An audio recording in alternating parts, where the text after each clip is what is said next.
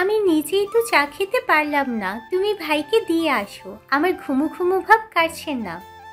বাধ্য হয়ে শোভা চলে যায়। সিঁড়ি দিয়ে উঠবার সময় দুরূদ শরীফ ও আয়তুল কুসরি পাঠ করে। বলা তো যায় না আবারও কোন শয়তান ভর করে। ঘরের মধ্যে এসে শোভা দেখল দর্শন ল্যাপটপ নিয়ে কাজ করছে। শোভা চায়ের কাপটা পাশে রেখে বলে, আমি বানাইনি, আম্মা বানিয়ে দিয়েছে। দর্শন চোখ তুলে চাইল শোভা সুতির হিজাব পরে আছে। কোনো কথা না বলে চুপ করে কাপ হাতে নিয়ে চুমুক দিল। শোভা গোছলের জন্য যেতে নাই, দর্শন ল্যাপটপের দিকেই চোখ রেখে বলে, তুমি কোন বিভাগে এন্টার করেছো আর রেজাল্ট কি? শোভা কাপড় হাতে নিয়ে দর্শনের দিকে ফিরল, প্রশ্ন করে, এসব দিয়ে কি করবেন? কেন তুমি শোনোনি দাদাজান কি বলল? না। হাত থেকে চায়ের কাপ পড়েছিল তখনই তো পড়েছিল। আমি তো ওখানে গিয়ে অমন কথা শুনে দৌড়ে আসি, বাকি কিছু তো শুনিনি। দর্শন হাঁপ ছেড়ে বলে, তোমাকে ঢাকায় নিয়ে যাওয়া হবে, দিজাও যাবে, তাই তুমি আশা করি আনকমফোর্ট ফিল করবে না। আমিও তোমার ভার্সিটিতে ভর্তি করিয়ে দিব আমিও তোমাকে ভার্সিটিতে ভর্তি করিয়ে দিব, কিন্তু কথা হলো 1 মাস আমার দায়িত্বে থাকলেও এরপর কি করবে? শোভা দর্শনের চোখের দিকে চেয়ে আছে, মনে মনে ভাবছে, নারীদের এতটাই ঘৃণা করেন যে নারীদের কোনো কথাতে আঘাত লাগে, এটা মাথায় নেই আপনার? তবে আমিও হার মানব না, এই নারী আপনার বিশ্বাস ফিরিয়ে দেবে। গলা ঝেড়ে বলে, আগে দায়িত্ব ঠিক মতো পালন করুন, সময় শেষ হলে তখন ব্যাপারটা আমার একার হয়ে যাবে। আমি না হয় তখন ভেবে দেখব কি করা যায়, এখন আপনার হেফাজতে থাকতে চাই শুধু। বলে গোসলের জন্য চলে গেল। দর্শন শেষ কথাটুকু শুনে থমকে গেল। এখন আপনার হেফাজতে থাকতে চাই শুধু, কথাটার মধ্যে অধিকার বোধ ছিল। দর্শন চেয়ে আছে দরজাটার দিকে, ভাবছে শোবার মধ্যে আলাদা গুণ আছে, আর 4-5টা আধুনিক মেয়েদের মতো সে না। গোসল সেরে শোভা বাইরে আসে। দর্শন শব্দ পেয়ে চোখ তুলে তাকায়। শোভাকে দেখতে মন চাইছে হঠাৎ। কাল শোভাকে স্নিগ্ধ রূপে দেখে চেয়েছিল খানিক সময় ধরে, আজকেও চায় দেখতে, কিন্তু মস্তিষ্ক অন্য কিছু জানান দেয়, না করে দেয় এই মস্তিষ্ক। শোভাকে দেখার জন্য মন টানলেও মস্তিষ্ক বাধা সৃষ্টি করে। শোভা কাপড় নাড়তে নাড়তে বলে, আমি ঢাকা বিশ্ববিদ্যালয়ে অ্যাপ্লাই করেছি, দাদাজান আগেই বলেছিলেন তাই। বইগুলো দাদাজান আপনার কোনো এক বন্ধুর সাথে কথা বলে কিনে দেয়। দিজা আপুর সাথে আমারও ভর্তি পরীক্ষা আছে। দর্শন চুপ করে শুনল। হাতে মোবাইল নিয়ে ব্যালকনিতে যায় শোভা। কল দেয় শামীমের কাছে। শামীম ধরতেই শোভা সালাম দেয়। আসসালামু আলাইকুম ভাইয়া। ওয়ালাইকুম আসসালাম। কেমন আছিস বোন? আলহামদুলিল্লাহ, আপনি? আলহামদুলিল্লাহ। কয়েকবার কল দিয়েছিলাম, ধরিসনি কেন? মোবাইল ঘরে ছিল, আমি বাইরে ছিলাম ভাইয়া। তোমরা বাসায় এসেছো? না, কালকে যাব। কিছু হয়েছে কি? হয়নি, কিন্তু একটা খবর আছে। কি খবর? আমাকে ঢাকায় নিয়ে যাবেন উনি, ঢাকা ইউনিভার্সিটিতে ভর্তি করাবেন। শামীম খুশি হয়। আনন্দে মুখে হাসির রেখা দেখা দেয়। মিতু রুটি বেলে আর দেখে হাসি। মিতুর বাও আছে পাশে। শামীম খুশি হয়েই বলে, এটা তো আনন্দের কথা। আমার তো খুব ইচ্ছা ছিল ঢাকা বিশ্ববিদ্যালয়ে পড়ব, কিন্তু আমার কপাল তো সায় দিল না। তোর ভাগ্য খুলেছে বোন, তোর সুখে থাক। আমি খুব খুশি তোর জন্য। আমি স্বপ্ন পূরণ না করি, আমার বোন তো করবে। শোভার চোখ চিকচিক করে। ওপাশ থেকে মিতু চেয়ে আছে স্বামীর দিকে। এই লোকটার তাহলে স্বপ্ন বলেও কিছু ছিল। মনের মধ্যে চাপিয়ে রেখেছে সব কিছু। বোকা বোকা ভাব নিয়ে চলা এই লোকের মধ্যেও গেঁথে আছে হাজারো স্বপ্ন। শাড়ির আঁচল দিয়ে চোখ মুছল। মিতুর মা লক্ষ্য করেও কিছু বললেন না। এগুলো গরিবের ভাগ্য, এগুলোতে তারা আরও বেশি অভ্যস্ত। লোকমুখে বড় বড় অট্টালিকার কথা শোনে, নিজেরা থাকবে টিনের নিচে। এগুলো এখন শুয়ে যায়। নিজের মতো সবজি কুটছেন। শামীম চোখ মুছে বলে, কবে যাবে? 2 দিন পর যাব। এত তাড়াতাড়ি? এখনো তো আমরা জামাই আদর করতে পারলাম না। কাল বাড়ি যাব, তোরা বিকালবেলায় আসবি। বোন জামাইকে তো আদর না করলে তো হয় না। শোভা দীর্ঘশ্বাস ছেড়ে বলে, তুমি জানো না ভাইয়া, অট্টালিকায় থাকা পুরুষ পুরুষ মানুষ কি আমাদের ওই ছোট্ট ভিটে পছন্দ করবেন? নাক মুখ কুচকে আসতে পারে। ঘর থেকে শুনল দর্শন। কপাল কুঁচকে আসলো। শামীম আহত হয়ে বলে, আসবে না একটা বেলার জন্য? শোভা ইচ্ছে করে গলা উঁচিয়ে বলে, তুমি এক রাতের কথা বলছো? ওনার মতো বদমেজাজি যে মানুষকে বোঝেই না, খালি ভয়তে পালায়, সে আমার শ্বশুর বাড়ি যাবে না কিনা এক রাতে জামাই আদর খেতে? উনি তো ভিতর ডিম, পারবে তো শুধু পালাতে আর এড়িয়ে যেতে। স্বামী মুখটা বেঁকিয়ে বলে, আমি তো একদিনের কথা বলেছি। আমি জানি ভাইয়া, আমি ইচ্ছে করে বলছি।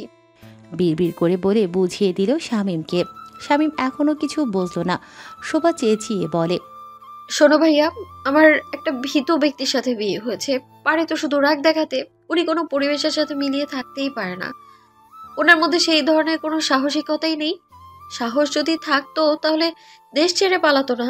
সে যাই হোক, এই ভীতু ব্যক্তির আমাদের বাসায় যাবেই না, কারণ সে ওখানে থাকতে ভয় পায়। খট করে একটা শব্দ হলো। দর্শন উঠে দাঁড়িয়ে বলে, মুখ সামলে কথা বলো। সত্যিই বলছি। আমার সাহস নেই, তাই না? নেই তো, বিয়ের প্রথমেই বুঝিয়েছেন। তোমার সাহস আছে? আছে বলেই তো আপনার মতো একটা বাঘের সাথে সংসার করার নিয়ত রেখেছি। তুমি যদি এটাকে সাহস বলে দাবি করো, তাহলে আমিও কাল আমার সাহস দেখিয়ে দেব। একটা রাতের ব্যাপার তো, কালকে যাব তোমাদের বাসায়, দেখি কেমন সাহস দেখাতে হয়। শোভা মুখ টিপে হেসে স্বামীমকে আস্তে করে বলে, কাল বিকেলে যাব আমরা ভাইয়া। আচ্ছা বোন, আর শোন, হুম। স্বামীর সাথে এভাবে গলা উঁচিয়ে কথা বলতে নেই। মেয়েদের শিক্ষা নিয়ে কথা ওঠে। মৃদু হাতের খুন্তি উঁচিয়ে বলে, আসছে আমার জ্ঞানী স্বামীরে, বোনকে দমিয়ে থাকতে বলো না। স্বামীরা যে এক একটা মাইনকা, ওদের জন্য গলা উঁচিয়ে রাখতে হয়। শামীম শুকনো ঢোক গিলে বোনকে পরামর্শ দিতে গিয়ে বউয়ের থেকে উল্টো কথা শুনল। শোভা মুখ টিপে হেসে বলে, আচ্ছা ভাইয়া, রাখি তাহলে। আল্লাহ হাফেজ। আল্লাহ হাফেজ। কল কেটে শোভা বাইরে এসে বলে, আপনি যাবেন তো নাকি মাঝপথে পালাবেন? আমি মাঝ পথে পালাই না। আমার জীবনের 4টা বছর তাহলে কি হলো? পরিস্থিতি এমন ছিল, তাছাড়া আমাকে বাইরে যেতেই হতো আমার স্বপ্ন পূরণ করতে। আচ্ছা বুঝলাম। আমি কমার্সের ছাত্রী, রেজাল্ট আল্লাহর রহমতে ভালোই A+ হয়েছে। বলেই আয়নার সামনে আসলো। একটু ভেবে পেছনে ফিরে বলে, আপনি গোসলে যাবেন না? কেন? না এমনি। আসলে শোভা চুল আঁচড়াবে, কখনো কারো সামনে চুল মেলেনি।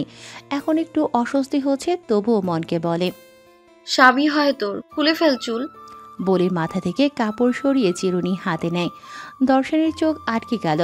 হাঁটু ছাড়িয়ে যাওয়া চুলগুলো দেখল দর্শন। শোভা নিচের চুলগুলো হাত দিয়ে উঁচিয়ে জট ছাড়াতে থাকে। দর্শন পেছন থেকে দেখতে থাকে। চুলগুলো জট ছাড়িয়ে যেই পেছনে ঝাড়া দিয়ে ছেড়ে দেয়, অমনি চুলের ভাঁজে থাকা পানির ছিটা লাগে দর্শনের মুখে। হালকা এক সুবাস পায়, কিন্তু পরক্ষণেই একটা চুল নাকে এসে লাগতেই হাঁচি দিতে শুরু করে। একের পর এক হাঁচি দিয়ে যাচ্ছে। শোভা পেছন ঘুরে বলে, কি হলো আপনার? তোমার চুল আমার নাক অব্দি এসে ডিস্টার্ব করছে। শোভা মুখ বাঁকিয়ে হিজাব পরে চলে গেল। মনে মনে বলে, আস্ত এক নিরামিষ। আমি তো মেয়েদের ঘৃণা করি, এই বিশ্বাসটা ছিল আমার অস্তিত্বের এক অবিচ্ছেদ্য অংশ। মায়া, স্নেহ, ভালোবাসা, এই শব্দগুলো নারীদের মুখে শুনলেই বিরক্ত লাগতো। ভাবতাম সবাই এক, প্রতারণার মুখোশ পরে ঘুরে বেড়ায়। কিন্তু শোভা, সে যেন সেই নিয়মের বাইরে এক ব্যতিক্রম। তার চোখে কোনো প্রলোভন নেই, আচরণে নেই কৃত্রিমতা। চুপচাপ মাথা নিচু করে হাঁটে, কিন্তু সেই হাঁটাতেও যেন এক অদ্ভুত সম্মান। আমি বারবার নিজেকে মনে করিয়ে দেই, আমি তো মেয়েদের ঘৃণা করি, তাহলে কেন তাকে দেখলে বুকের ভেতর অদ্ভুত এক টান অনুভব করি? কেন তার নীরব উপস্থিতি আমাকে ব্যথা দিচ্ছে, আবার প্রশান্তিও দিচ্ছে? এটা কি দুর্বলতা, নাকি বহু বছর ধরে জমে থাকা এক ভুল বিশ্বাস ভাঙার শুরু? ভাবতে দীর্ঘশ্বাস ছাড়ল দর্শন। অতঃপর বলে, পৃথিবীতে হাজার সুন্দরী আছে, তাই এটা নিয়ে মাথা ঘামালে চলবে না। নারী যদি হয় সুন্দরী, তবে তার মধ্যে আরেক রূপ থাকে, সেটা হলো ছলনাময়ী। দুপুরের তপ্ত রোদে রান্নাঘরে ব্যস্ত সময় কাটাচ্ছে পারুল বেগম, শোভা আর দিজা। পারুল বেগম চুলার পাশে দাঁড়িয়ে হাত চালাচ্ছেন। শোভা বাটনা নিয়ে ব্যস্ত, আর দিজা করছে সবজি কাটাকাটি। বাটা শেষ করে শোভা বলল, আম্মা আমি রান্না করে দিই। পারুল বেগম হেসে বললেন, না না, তুই ঘরে যা। বিকালবেলা দর্শনের সঙ্গে বাইরে যাবি। সেই আশা ধরে দিজার জামা পরে আছিস। আজকে তোকে ভালো ভালো জামা কিনে দেবে তোর বর। শোভা চোখ বড় বড় করে বলে উঠল, কি কিনে দিবে? তোর বর দর্শন ফরাজি। পারুল বেগম হাসি মুখে বললেন। শোভা মুখ শুকনো করে বলে, হ্যাঁ, তিনি আমাকে জামা কিনে দেবেন? তিনি তো মুখ খুললেই বলেন বউ মানি না। এমন একজন মানুষ জামা কিনে দেবে আমায়? বিয়ের পর থেকেই পারুল বেগমকে আম্মা বলে ডাকে শোভা, তবে সম্পর্কটা ছিল আরও আগে থেকেই ঘনিষ্ঠ। রান্নাঘরের পাশ দিয়ে যাওয়ার সময় দর্শন আচমকা থেমে গেল। এই কথাগুলো যে তারই নামে। শোভা তখনও থামেনি, একটু হেসে আবারও বলে উঠল, তোমার ছেলে বদমেজাজি ঠিকই, কিন্তু ভেতরে ভেতরে একেবারে ভীতু। বউকে অস্বীকার করতে সাহস লাগে, আর তার তো সেটাও নেই। অবশ্য তোমরাও আমাদেরকে এক করতে বাধ্য করছো, এটা আমি বুঝি। পারুল বেগম প্রথমে হাসলেও শেষের কথাতে মুখটা মলিন করে বলেন, কেন, তুই কি বিয়েতে রাজি না? আমি মুসলিম ঘরের মেয়ে, সাদামাটা জীবন আমার। আমার শিক্ষা আমার বিয়েটা যখন হয়েছে এটাকে ধরে রাখা, তাই বলে নিজেকে অপদস্থ হতে দেয়া নয়। আমি নিজের সম্মান ধরে রাখার চেষ্টা করতে চাই। বিশেষ করে তোমাদের ছেলের সাথে আমার যুদ্ধ করে চলতে হতো না, যদি না তোমরা আমার ভাই ভাবিকে বুঝিয়ে গ্রামে না পাঠাতে। ওই দিনই হয়তো আমি বাড়ি চলে যেতাম রাগের মাথায়। আমি নারী, আমি বুঝি। আমিও এসবের সম্মুখীন হয়েছি, তাই তো তোর প্রতিবাদে আমি কখনো রাগ করি। বরং আব্বা নিজেও খুশি তুই মুখ খুলিস। তোর সম্মান ধরে, তোর অধিকার তুই ধরে রাখবি। দোয়া করো যেন আমার সম্মানটা ধরে অধিকার পাই আমি। না হলে তোমাদের ছেলের যে রাগ, উনি কখন না যেন সংসারটা ভেঙে দেয়। ওনাকে দেখলেই আমার কেমন যেন গন্ডারের কথা মনে পড়ে। হেসে দিল দিজা। দর্শন আবারও নিজেকে গন্ডারের সাথে তুলনা শুনে রেগে গেল। রান্নাঘরের দিকে এগিয়ে আসতে নেবে দিজা দেখে তুতলিয়ে বলে, ভাইয়া। হ্যাঁ হ্যাঁ ভাইয়াই, তার কথাই বলছি, উনি তো গন্ডার। ও রিয়েলি? দর্শনের কণ্ঠ পেয়ে শোভা চোখ বড় বড় করে পেছন ফিরল। পারুল বেগম কিছু বলতে নেবেন, দীপ্ত ফরাজির ডাক দিলেন। বাধ্য হয়ে চলে গেলেন তিনি। এদিকে মাকে চলে যেতে দেখে দিজা পালিয়ে গেল। দর্শন হাতা গুটিয়ে এগিয়ে আসতে আসতেই বলে, আমি কি? গন্ডার? তোমার সাহস কিভাবে আমাকে ভুলভাল নামে ডাকার? এটাতে সাহসে কি আছে? যেমন দেখতে তেমনই তো নাম দেবো, তাই না? খুব মুখ চলে তোমার। বলেই দেয়ালে দিল এক কিল। কেঁপে উঠল শোভা, দূরে সরে গিয়ে বলে, রান্নাঘরে মাস্তানগিরি দেখাচ্ছেন কেন? এটা রান্নাঘরে রান্না করার জায়গা, মাস্তানদের মতো অভিনয় করার জায়গা নয়। তোমার মনে হয় আমি অভিনয় করি? আমার তো কিছুই মনে হয় না। তোমার মধ্যে কোনো ম্যানার্স নেই। আপনার মধ্যে খুব আছে। শোভার বাম হাত মুচড়ে ধরল দর্শন। শোভা কুকরিয়ে ওঠে, মুখ ফুটিয়ে বলে, হাত ছাড়ুন, ভেঙে ফেলার ধাঁধায় আছেন দেখছি। বেশি মুখ ফুটালে হাত ভেঙে দিব। ফুটাচ্ছি তো মুখ, হাত কি দোষ করলো? দর্শন আরও চেপে ধরে। শোভা এবার কুকরিয়ে উঠে বলে, আমার হাত দিয়ে আজ হসপিটালে যেতে হবে। এই গন্ডারের গায়ে যে শক্তি, আমি তো এখানেই শেষ। ভালোই ভালোই বলছি, শোনো, এই 1 মাস চুপ করে থাকবে, না হলে আমার শাস্তির রূপ এখনো তোমার দেখা বাকি। 28 দিন? কি? 28 দিন আছে হাতে সময়। 2 দিন তো চলেই গেল, আজকের দিন গেলে 27 হবে। তুমি কাউন্ট করো? হ্যাঁ করি তো, কেন করব না? জীবনটা তো আমারই, আমাকেই তো এক এক মুহূর্তে ভাবতে হবে জীবনে কিভাবে এগিয়ে যাব। এটুকু মেয়ের এত কথা? এটা এটুকু কোথায়? আপনার কাঁধ থেকে মাত্র 1.5 ইঞ্চি নিচে আমার কাঁধ। আমরা তো একই লম্বা। আপনি মনে হয় 5 ফিট 7, আমি 5 ফিট 5। 5 ফিট 10। তাহলে আমার থেকে মাত্র এইটুকু লম্বা কেন লাগছে? ইডিয়েট, আমি ঝুঁকে আছি। শোভা এবার লক্ষ্য করে দেখে দর্শন নিচু হয়েছে একটু। শোভা বলে ওঠে, মানলাম আমার হাত নরম, তাই ধরে আছেন, কিন্তু আমি এটা মানতে পারছি না যে ব্যক্তি কোনো নারীদের বিশ্বাসই করতে পারে না, সে আবার আমার হাতটা 5 মিনিটের উপর ধরে আছে। দর্শন হাত ছেড়ে দিল। শোভা হাতটা ঝাড়া দিয়ে দর্শনের দিকে তাকালো। দর্শন চলে যেতে নিলে শোভা বলে, দাঁড়ান। দর্শন কপাল কুঁচকে ঘুরে তাকাতেই শোভা চুলা থেকে খড়ি নামিয়ে রান্নাঘরের ধোয়া বাসনপত্র থেকে একটা কাঁটা চামচ নেয়। ওটা নিয়ে এগিয়ে এসে দর্শনের সামনে দাঁড়িয়ে বলে, আমার হাতটা অবশ হয়ে আছে আপনার জন্য। ভয় নেই, আপনাকে অবশ করে দিব না আমি, শুধু একটু ব্যথা দেব। বলে অপেক্ষা না করে দর্শনের বাম হাতের কনুয়ে কাঁটা চামচ দিয়ে দিল গোতা। বেচারা দর্শন ব্যথা পেয়ে কুকরিয়ে উঠে বলে, ইউ ইডিয়েট। অ্যান্ড ইউ গন্ডার। থাপড়ে তোমার গাল লাল করে দেব। আমিও পাল্টা আঘাত করে দেব। বেয়াদব। বদমেজাজি। মুখে মুখে তর্ক করা তোমার একটা স্বভাব, তাই না?